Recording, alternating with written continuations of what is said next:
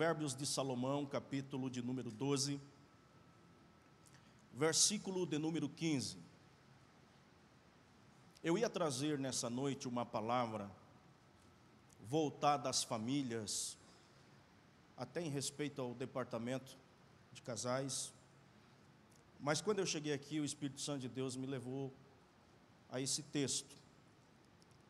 E é claro que vai também ser útil, para todas as famílias, mas observando a temática do ano que nós estamos trabalhando, todos por uma igreja mais missional, eu quero discorrer um pouquinho aqui e trazer 3 conselhos para termos uma vida mais missional.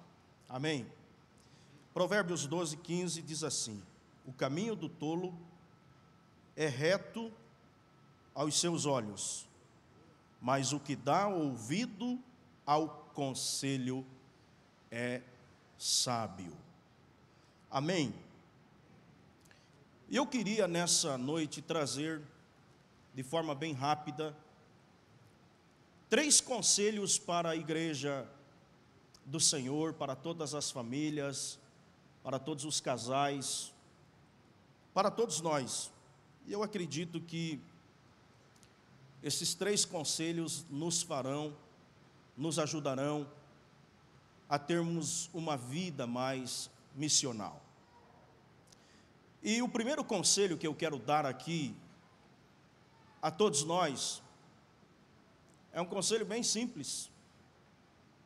Eu acho que não teria um momento mais adequado para todos nós, se é que posso assim dizer, se nós adotarmos esse conselho como um princípio para este ano que nos espera, esse 2022.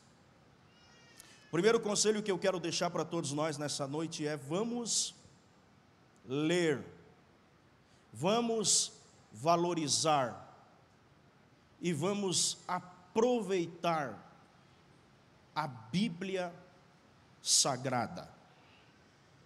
Vou repetir: vamos ler, vamos aproveitar, vamos degustar a Bíblia Sagrada. Quando eu falo de conselhos, a impressão que dá num primeiro momento é o pastor vai falar algo que a gente ainda nunca ouviu. Mas o primeiro conselho que eu quero deixar para todos nós nessa noite é justamente esse: vamos valorizar a Bíblia Sagrada. Nós estamos vivendo em um tempo em que a Bíblia Sagrada tem sido deixada de lado por muitos de nós cristãos.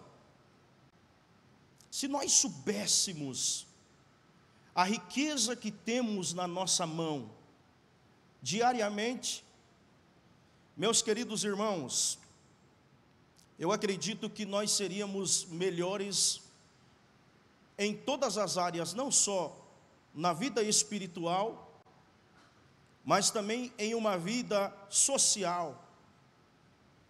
A Bíblia Sagrada, só para nós ter uma noção e de por que eu enfatizo e dou esse primeiro conselho a todos nós, ela revela a plenitude e a totalidade da pessoa de Deus para todos nós.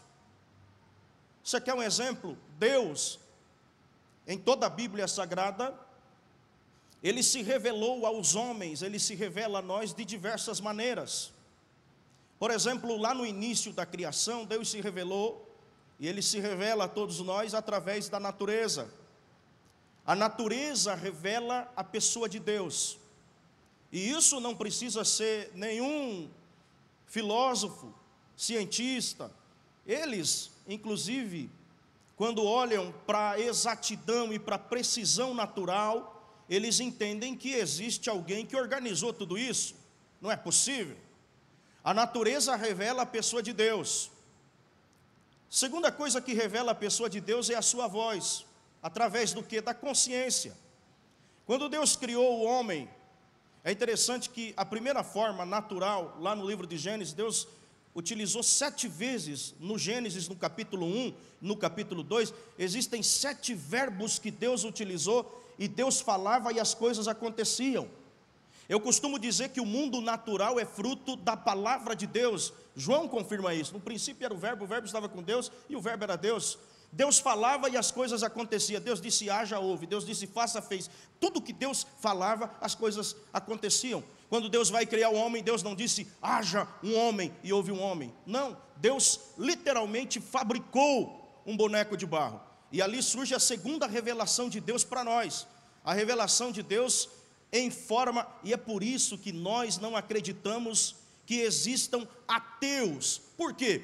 Porque Deus criou o ser humano de forma tricotômica, corpo, alma e espírito.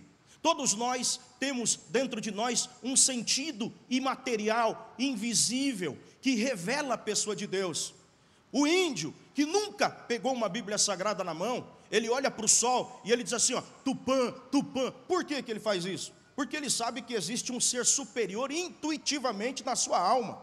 A consciência é uma das vozes que Deus deixou para todos nós, revelando a sua existência.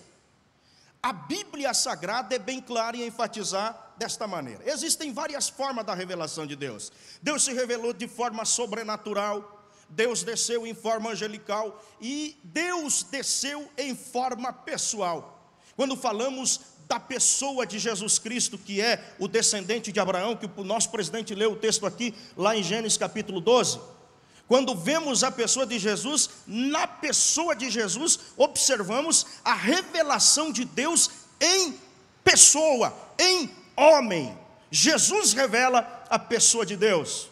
E aí, meus queridos irmãos, o que eu louvo a Deus e o que eu queria compartilhar com vocês nessa noite é o seguinte: dentre tantas revelações de Deus e da sua existência e da sua pessoalidade na Bíblia Sagrada, que vemos de diversas maneiras, a Bíblia Sagrada, a Bíblia, esse livro que você tem, ele revela de forma totalitária a pessoa, não só a existência, mas ele revela a pessoalidade de Deus para todos nós. Eu costumo dizer que o crente que não lê Bíblia não conhece Deus.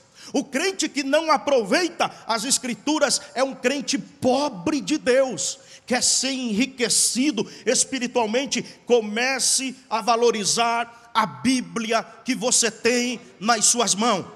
Primeiro, eu quero dizer algo para vocês: 2 coisas vão acontecer conosco se atentarmos para este conselho de aproveitarmos mais a Bíblia Sagrada. Sabe o que vai acontecer contigo durante esse ano? Se você começar a ler a Bíblia, pastor, mas eu não entendo nada, eu leio. Olha, meu querido irmão, em primeiro lugar, a Bíblia Sagrada, ela é um livro sobrenatural. A Bíblia Sagrada, para você escrever um livro, todos nós aqui sabemos, qualquer pessoa para escrever um livro, ela tem que ter no mínimo um tempo de vivência, de experiência, ou se você vai escrever sobre algo ou sobre alguém, você tem que ter no mínimo um tempo de convivência com esse alguém, e no mínimo desenvolver as mesmas funções que esse alguém desenvolve. Por exemplo, um médico não vai escrever sobre direito, porque não é a área dele, até poderia, mas fica desequilibrado, não funciona. As pessoas escrevem dentro da sua área. A Bíblia, ela não é um livro horizontal, ela é um livro vertical. Porque primeiro, dentre os seus quase 40 escritores, se você pegar todos os escritores da Bíblia, um não conheceu o outro, um não viveu no mesmo tempo que o outro, eles não conviveram na mesma época. Pescador fala de ciência, boiadeiro fala de geografia. Sabe o que é isso, meu irmão? A Bíblia Sagrada é um livro inspirado, sobrenatural. Ele não é horizontal, ele é vertical, ele vem de cima para baixo. É a revelação de Deus para todos nós. Quer conhecer Deus? Leia a Escritura, leia a Bíblia Sagrada. 2 coisas acontecem com quem lê a Bíblia. Primeiro, a primeira coisa que acontece com quem valoriza a Bíblia é que você vai errar menos. Vou repetir. Jesus disse para os seus discípulos assim: sabe por que vocês erram? Sabe por que vocês falham tanto? Sabe por que vocês têm tanto fracasso na vida de vocês? É porque vocês não conhecem as Escrituras. A partir do momento que vocês conhecerem as Escrituras, vocês errarão menos. Deixa eu dizer uma coisa para você: Sabe o que justifica a pobreza espiritual da atualidade? É a falta de leitura da palavra de Deus. Mas eu não entendo nada, e quem disse que é para nós entender? Primeiro nós temos que ler. A Bíblia Sagrada é o único livro que o autor está presente. Se você começar a ler a Bíblia, você vai começar a entender a Bíblia de uma forma que nem você mesmo vai saber explicar o que está acontecendo, se você adotar o princípio de ler a palavra de Deus. Esse é o primeiro conselho que eu quero deixar para você. Eu não sei se você já ouviu a história. Esses dias eu comentava com alguém. Eu não sei se você já ouviu um nome chamado François Voltaire. Alguém já ouviu esse nome? Poucas pessoas. Foi um grande escritor francês, lá no início do século das luzes, 1700, né? François Voltaire, um grande escritor sobre sociologia. Muitos dos revolucionadores, inclusive Rousseau, se inspirou nos escritos de Voltaire. Voltaire, em 1750, entrou num escritório público da França, e ele fez uma promessa. Ele escreveu e assinou um documento, e isso está em museu, isso está em museu na França. Ele disse assim: em 100 anos eu me responsabilizo de extinguirmos todas as Bíblias da França. A França não terá mais Bíblias em 100 anos. Se passaram mais de 350 anos. Eu perguntei aqui quem é François Voltaire. 2 mãos levantaram, porque ninguém sabe o nome dele. Mas deixa eu te contar, em 1964, quando fizeram um leilão cultural para vender a casa de François Voltaire na França, a Sociedade Bíblica da França foi lá e comprou a casa de Voltaire, e até hoje, até no ano de 2000, eles tinham produzido mais de 30 milhões de exemplares da Bíblia Sagrada. Eu vou dizer uma coisa para você, você não sabe, esse livro que você carrega é o livro mais odiado do mundo. É o livro que o diabo tem raiva. Se o diabo pudesse destruir as Bíblias, ele faria isso. Na década de 40, em 1940, surgiu na Europa aquilo que nós conhecemos de a igreja subterrânea. Eu li um livro do pastor Richard Umbred, O Torturado por Amor a Cristo. Não sei se alguém leu esse grande best-seller. Ele conta, pastor Sérgio, que no tempo em que o comunismo proibiu o uso de Bíblias em toda a Europa, eles disseram que eles pegavam uma Bíblia. Quem tinha uma Bíblia naquele tempo era uma riqueza. Sabe como que eles liam a Bíblia? Eles pegavam um desses livros, esse livro que você tem na mão, uma Bíblia Sagrada, eles rasgavam todas as páginas, e eles se encontravam nas madrugadas, e eles distribuíam: o senhor leva uma página, o senhor leva uma página, o senhor leva uma página, o senhor leva uma página. Semana que vem, quando o senhor memorizar essa página, você traz essa página, você dá a tua página para ele, a tua página vai para aquele. Em menos de 3 meses, mais de 3 mil cristãos conseguiam ler a Bíblia. O estrago que uma Bíblia fez no inferno. Eu lhes pergunto, o comunismo deu certo? Deu certo? Aonde está Lenin? Aonde está Stalin? Grandes generais estão mortos e esquecidos. Mas a Bíblia do Senhor é mais atual, como diz o pastor Billy Graham, do que o jornal que vai sair amanhã, estampado na revista que você quiser.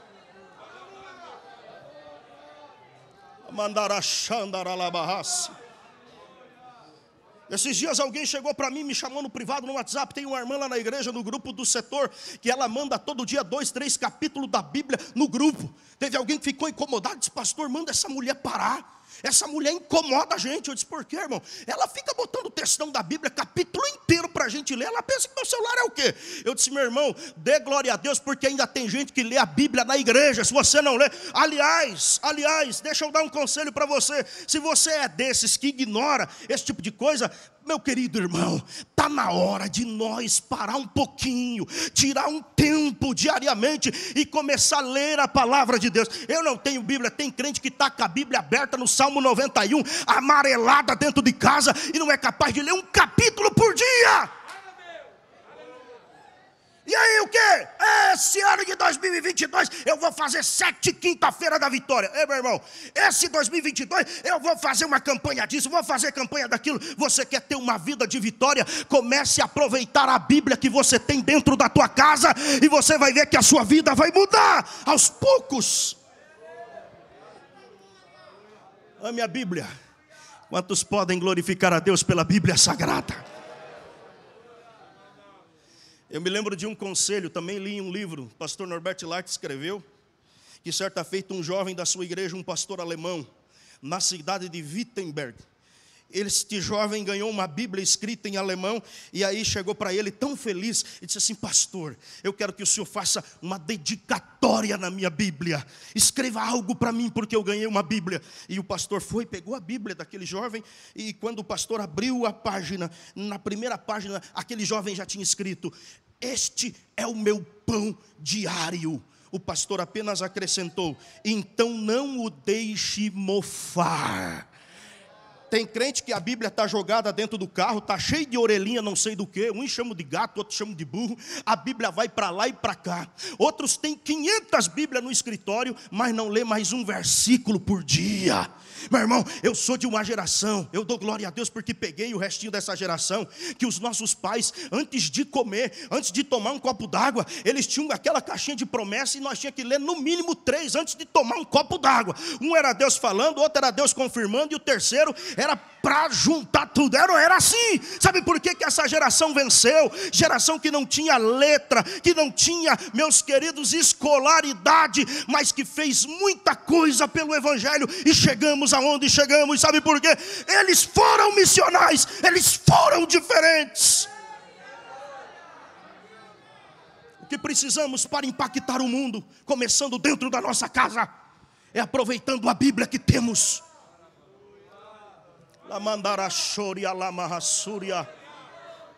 Dá para dar glória a Deus aí, meu irmão? Amém? Oh, glória. Bíblia sagrada.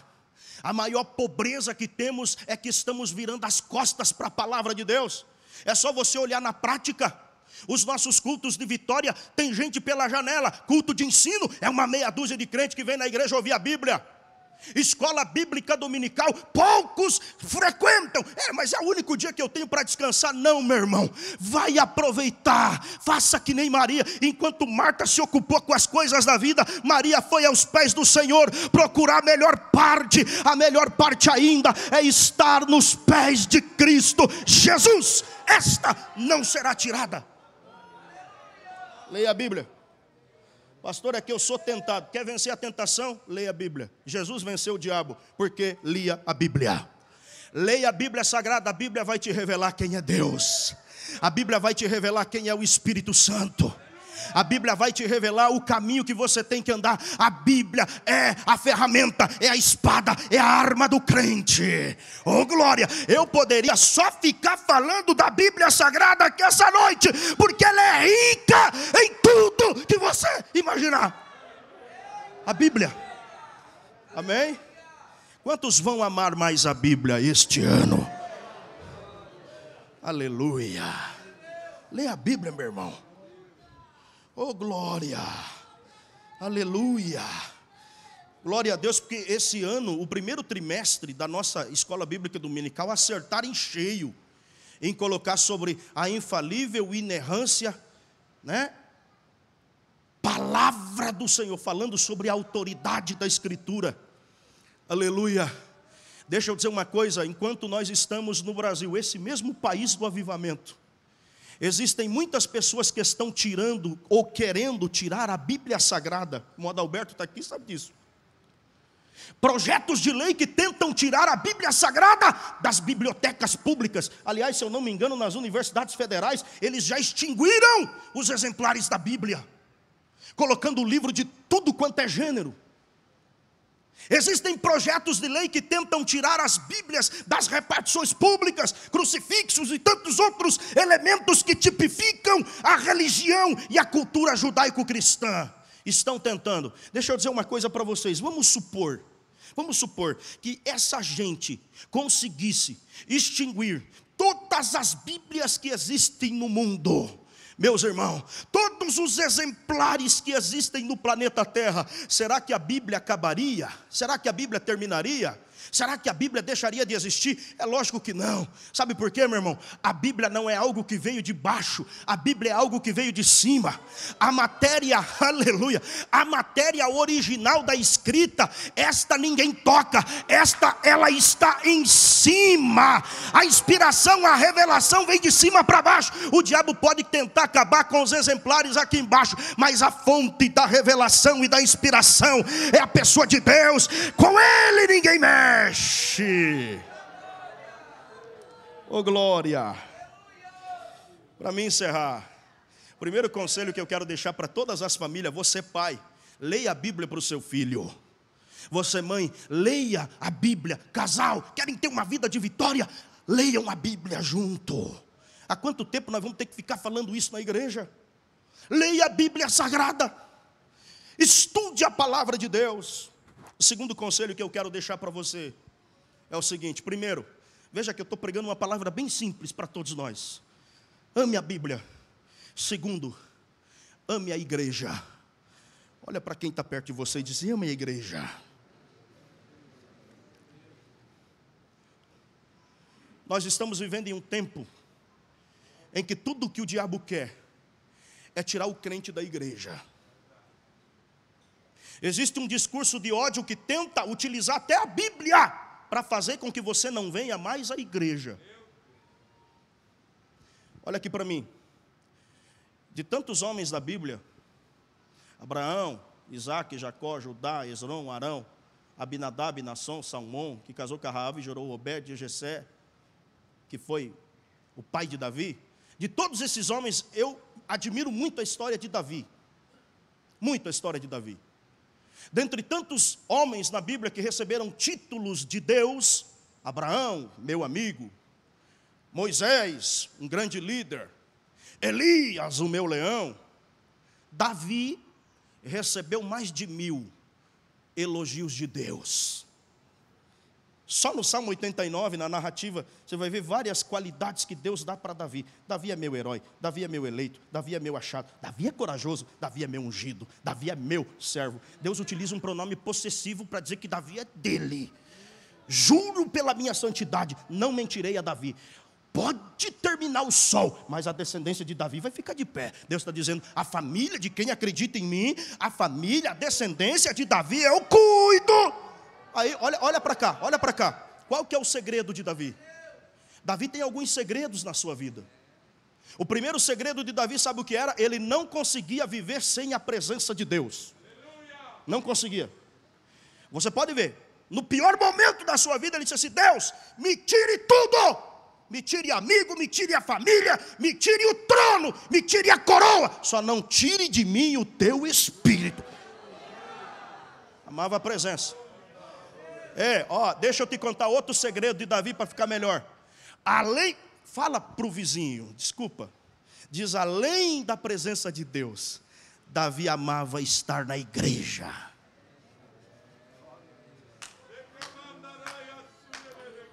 Ô Davi, vamos para a festa? Vamos. Ô Davi, vamos para o churrasco? Vamos. Ô Davi, vamos para o trabalho? Vamos. Mas se quisesse deixar o Davi feliz, ele dizia: ô Davi, vamos para a igreja.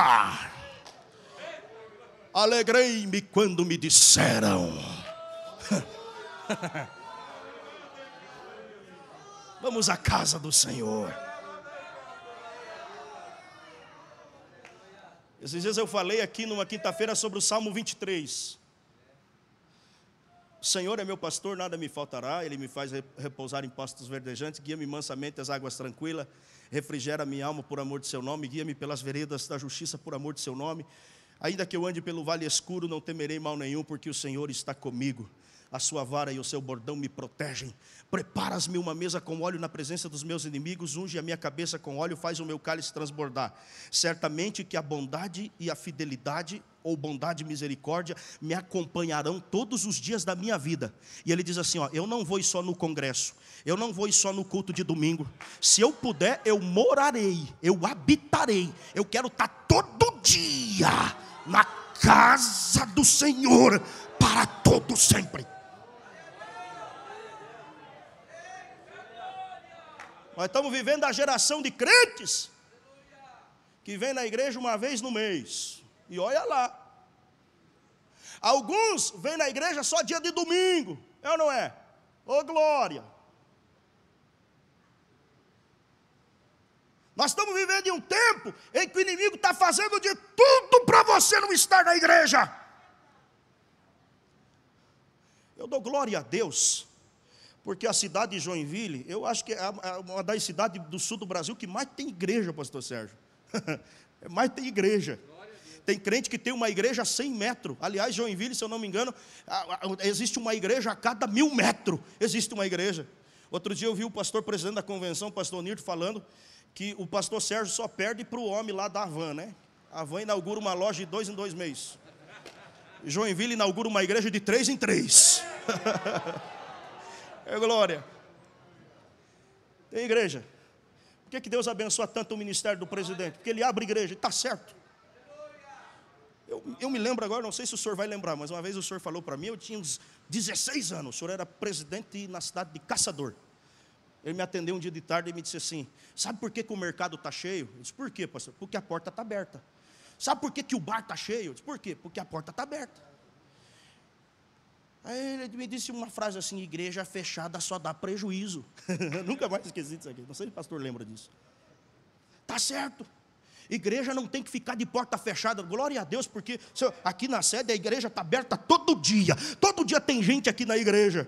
Irmão, nesse 2022, você aí do bairro que vai na igreja só no culto de ceia, meu irmão, para com isso, olha para a esposa e diz: esse ano vai ser diferente, esse ano nós vamos estar na terça, vamos estar na quinta, vamos na escola dominical, se o pastor fazer vigília nós vamos estar lá, nós não vamos arredar o pé da igreja. Quer deixar Deus irado, irmão? Vire as costas para a igreja para você ver. Deus não habita em templos de mão humana. Cuidado como você aplica esse contexto. Teve um tempo em Israel que Deus ficou irado com o seu povo. Leia o livro do profeta Ageu, capítulo de número 1. Deus olhou para eles e disse: até quando vocês vão ficar do jeito que vocês estão? Habitando em casas apaineladas, vivendo a vida de vocês, vocês trabalham dia e noite. Sabe qual que é o resultado que vocês estão tendo? Vocês se vestem, mas não se aquecem. Vocês comem, mas não se fartam. Vocês se vestem, mas vocês sentem frio. E vocês até ganham um caminhão de dinheiro, mas o que ganha, ganha num saco furado. Vocês não aproveitam R$1, trabalha dia e noite e vive escravo da dívida. Sabe por quê? Por quê, Senhor? Porque enquanto vocês estão vivendo a vida de vocês, vocês viraram as costas para a minha casa. Esta casa será chamada casa de oração. Chega de desculpa para não estar no culto, meu irmão. Porque eu trabalho, faço o esforço, esteja na igreja. Porque isso, porque aquilo. A gente entende quem trabalha, mas está na hora de nós começar a tomar uma posição diante de Deus com relação a isso. Nunca se viu um povo tão imprudente, tão desinteressado pela igreja como a nossa geração. O profeta Isaías disse o seguinte: Deus não habita volta a repetir, tem gente dizendo aí: Deus não habita em casa feita por mão humana. Então me explique Isaías capítulo 6. A Bíblia diz que Isaías chegou no templo, pastor César Luiz, e no templo a Bíblia diz que estava a glória do Senhor, sacudia a terra, mas a glória estava no templo. É assim ou não é, pastor? No templo tinha 6 querubins. Glória, 2 cobriam os pés, porque casa de Deus é lugar de reverência. Não venha na igreja mascando chiclete, não venha na igreja com o telefone ligado, não venha na igreja para conversar com o irmão, não venha na igreja para bater papo. Tem crente que chega na igreja para aproveitar, para botar o papo em dia. Lá na igreja eu vou ver o fulano, lá nós botamos, não. Igreja não é para isso, igreja é lugar de adoração. Cobre o pé, meu irmão, quando chegar na igreja. 2 cobrem o rosto, sabe por quê? Porque na igreja quem aparece, com todo respeito, meu presidente, mas não somos nós os pastores, não é a banda, o conjunto que canta bem. Aqui na igreja quem aparece, o único que aparece, o rosto que resplandece, é o rosto do eterno Deus no templo. E deixa eu falar outro segredo para ti. Com 2 cobriam os pés, com 2 cobriam o rosto, e com duas eles voavam. Sabe por quê? Porque igreja e templo não é lugar de eu chegar aqui, cruzar o braço, ficar de boca fechada, achando que Deus vai descer do céu, me sacudir, me balançar, pegar minha boca e eu ficar falando igual um papagaio no automático. Não, igreja é lugar de culto racional. Você chega aqui, meu irmão, não é para ficar preso, você chega aqui para voar na presença de Deus. Igreja é um lugar de liberdade. Só quem está entendendo essa palavra, levanta a mão e glorifica a Deus. No templo, a glória do Senhor sacudiu o templo e encheu toda a terra. Oh glória! Oh, que coisa gloriosa! Aí quando ele entrou no templo, ele olhou e gritou uma voz. Ele se humilhou e disse: Senhor, eu sou um homem de lábios impuros, eu sou um pecador. Ele se humilhou, porque no templo a gente se humilha. E ele disse: e foi naquele momento que eu vi que um anjo tirou uma brasa do altar de Deus e colocou na minha boca e disse: filho, a tua iniquidade foi tirada, o teu pecado foi perdoado. O diabo não pode te acusar se você estiver no templo. O diabo não tem legalidade sobre a tua vida. E aí a frase mais missional da Bíblia surgiu ali, no templo. A quem enviarei? Tem gente que pensa que Deus falou direto para o profeta. Não, Deus estava falando no templo. A voz emanava do templo. A quem enviarei? Quem há de por nós? Isaías no templo ouviu a voz de Deus e disse assim: eis-me aqui, Senhor.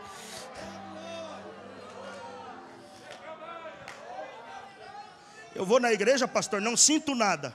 Não sente porque não quer, porque a voz está falando. Eu vou na igreja, não escuto nada. Não escuta porque não quer, porque a voz está falando. Quem está ouvindo? Quem está ouvindo? Quem está ouvindo? A quem enviarei? Deus vai levantar um exército de crentes missionais nesse 2022. Se o diabo pensou, deixa eu falar algo, que as nossas igrejas vão esvaziar, a igreja não pode, o diabo não vai prevalecer contra a igreja. Deixa eu falar outra coisa, ao invés, olha só meu irmão, ao invés de a pandemia diminuir os crentes da igreja, provocou um efeito contrário, aumentou os crentes da igreja. Passe na frente das igrejas Assembleia de Deus de Joinville para ver.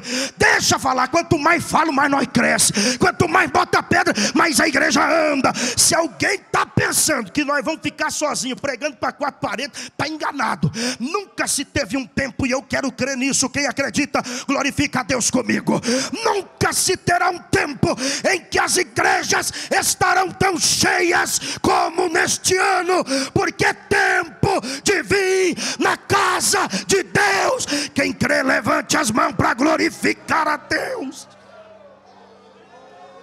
Isso aqui não é uma invenção nossa, isso aqui é uma invenção de Deus. A palavra hebraica lá no Antigo Testamento para a tenda da congregação é carral. Deus disse para Moisés: construa um tabernáculo, porque é lá que eu descerei e é lá que eu falarei com o meu povo. A igreja subsiste desde a eternidade do coração de Deus. Oh glória, oh glória. E deixa eu dizer algo, pastor, não vai ficar só nessas 200 igrejas não. Joinville, eu quero profetizar que nós vamos duplicar, que nós vamos triplicar. Nós não vamos parar de fazer igreja, nós vamos abrir mais igreja, mais igreja, mais igreja, mais igreja, mais igreja. Quem crê nisso? Mais igreja, mais igreja. Eu vou falar outra coisa, o povo não vai ficar em casa não, irmão. O povo vai ir na igreja, adorar o Senhor, glorificar a Deus. Terceiro conselho, e aqui eu encerro. Vocês viram como eu sou falador? Terceiro conselho, e aqui eu encerro. Valorize a Bíblia, valorize o templo. E eu encerro a minha fala dizendo o seguinte: seja mais grato a Deus e aprenda de uma vez por toda que o princípio da gratidão é um dos princípios que comove Deus. De todas as características que eu falei de Deus, quando nós estudamos teologia, nós estudamos os atributos de Deus na sua totalidade, onisciência, onipotência, imutabilidade, onipresença. Nós estudamos os atributos pessoais de Deus, porque Deus é uma pessoa. Deus ele ri, Deus ele chora, Deus ele ama. O que determina um ser racional? É a sua volição, a sua vontade. Deus é uma pessoa, Ele tem sentimentos. E aí nós estudamos a pessoa e os atributos personalíssimos de Deus. Por exemplo, amor. Deus é amor. Por que Deus diz que Deus é amor? Porque a pessoa de Deus revela o atributo do amor. Deus é o amor. Existe amor sem Deus, irmão? É por isso que o amor tem que ter a pessoa de Deus. Se não tiver Deus, não tem amor. Deus tem que estar na família, Deus tem que estar no casamento, Deus tem que estar na nossa vida. A pessoa de Deus é o amor. Deus é a paz. Teve gente que agora na virada do ano vestiu roupa branca, botou um galho de arruda na orelha e fez tantas outras coisas para ter paz. Meu irmão, se você não tiver Deus, porque Deus é a paz. Deus é a paz. Você pode vestir roupa branca, botar ferradura na tua porta, fazer o que você quiser, não vai ter paz. A paz só vem através da pessoa de Deus. Deus é tantos atributos, e um dos atributos personalíssimos de Deus é a gratidão. Deus é grato. Deus é agradecido. Deus é tão grato, irmão, que Ele disse assim, se alguém servir um copo de água para um dos meus, vai ter galardão. De tão grato que Deus é. Aí eu fico pensando, quem somos nós? Seres pecadores, insignificantes, para sermos tão ingratos com Deus. Geração ingrata.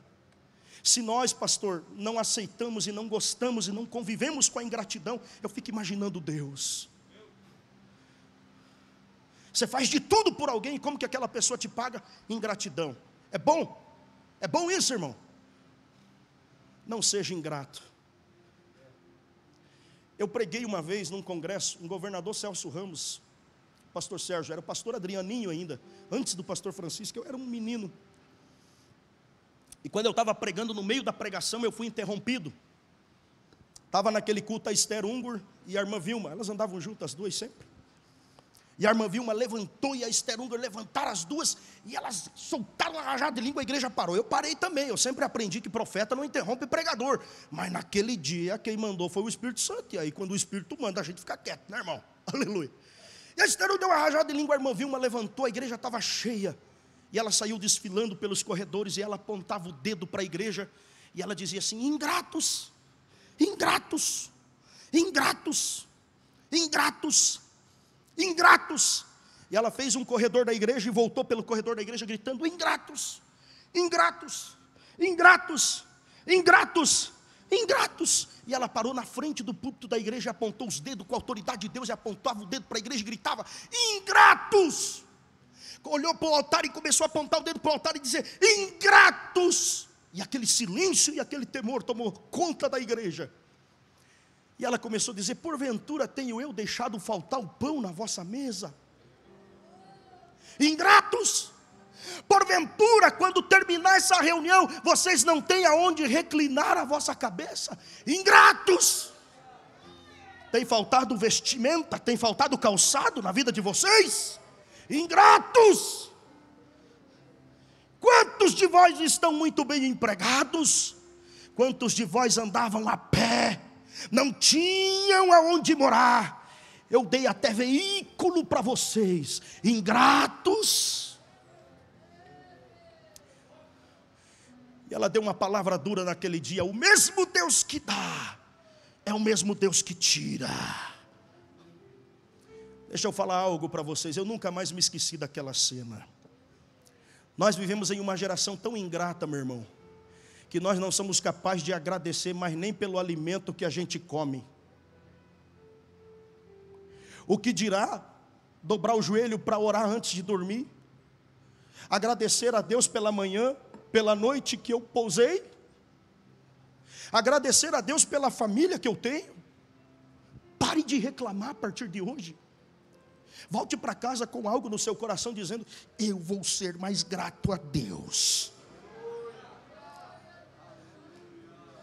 Pastor Amarildo Bueno um dia reclamou com Deus na missão, disse assim: eu vou parar de ser missionário. Deus, por que, Senhor? Por que, Amarildo? O Espírito Santo falou com ele: porque faz 30 dias que eu estou comendo só arroz e feijão. Ele disse: vai lá orar na casa da minha serva, porque eu tenho um recado para ela. Vai lá. E ele foi na casa da irmã, e a irmã recebeu ele com alegria, e chorou, e orou, e se alegrou, e disse: pastor, obrigado pela visita. Irmã, Deus me mandou aqui para orar por ti. Ela disse: o senhor me perdoe, pastor, eu não tenho um cafezinho para te oferecer. Faz mais de 30 dias que eu e o meu filho só comemos arroz e farinha, mas tá bom, ainda que temos, glória a Deus por isso. Como vai a tua vida? Ah, tá difícil, pastor. Pode ter certeza que tem gente que está numa situação muito pior do que você. Agradeça a Deus, meu irmão. Tem gente que mora do lado da igreja e não é capaz de atravessar a rua de casa para ir numa reunião de oração. Isso é gratidão? É gratidão? É gratidão? Quando fala-se de oferta na igreja, tem pessoas que dizem: eu não gosto de ir na igreja. Por quê? Porque lá só falam de dinheiro. Ora, meu irmão, Deus tem te dado do bom e do melhor. Você acha que a obra de Deus sobrevive do quê? Pare de ser um crente mesquinho, ingrato. Nesse 2022, eu creio, pastor Sérgio, crente que não é dizimista, vai ser dizimista, vai voltar para a igreja. Eu vou ser dizimista, a partir de hoje. Eu vou ser ofertante, eu vou ser um crente contribuinte, eu vou ser um crente fiel. É o mínimo de gratidão que você deve a Deus, por tudo que Deus tem te dado, meu irmão.